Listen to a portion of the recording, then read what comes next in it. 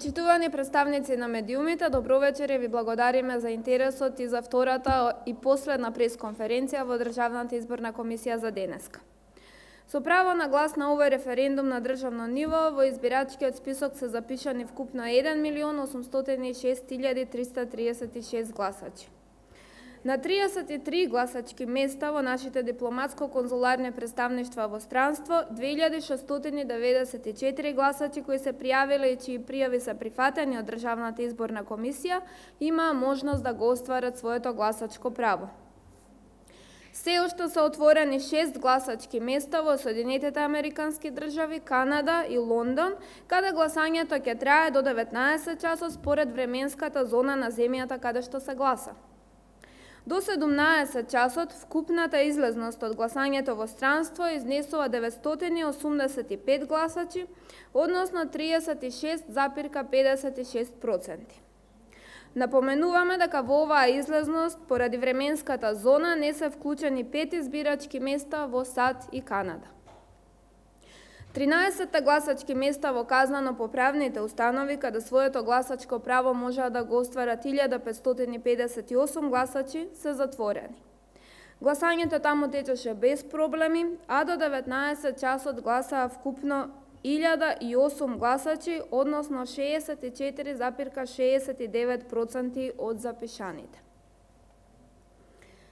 Во текот на денешниот ден, своето гласачко право во единствениот центар за внатрешно раселени лица можеа да го остварат и 7 гласачи кои се водат како внатрешно раселени.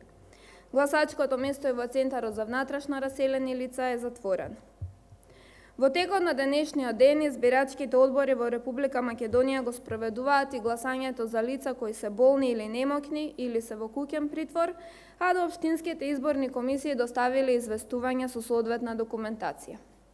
Во своите домови гласачкото право го остваруваат 1859 граѓани. До сега, според информациите од општинските изборни комисии, гласале 1520 лица. Ова гласање се уште трае, се додека сите кои се пријавиле не добијат можност да гласаат.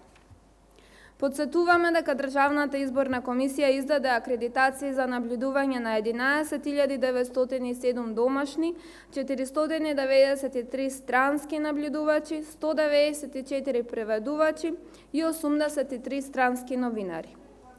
Во оваа прилика сакаме уште еднаш да апелираме до акредитираните наблюдувачи да се придржуваат до Кодексот за наблюдување на референдумот и доследно да ги применуваат одредбите кои произлегуваат од Кодексот.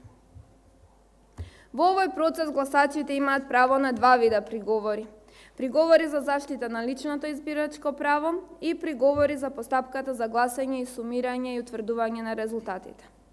Овие приговори гласачите може да ги поднесуваат на образец кој може да го добијат на секое гласачко место или електронски на веб апликацијата на Државната изборна комисија приговори.sec.mk. До овој момент од Државната изборна комисија се доставени 3 приговори за заштита на личното избирачко право и сите 3 приговори се одбиени.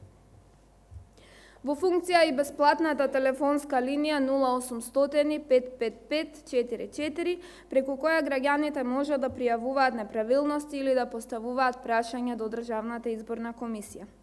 Прашањата и одговорите ќе бидат објавувани на веб страницата на ДИК.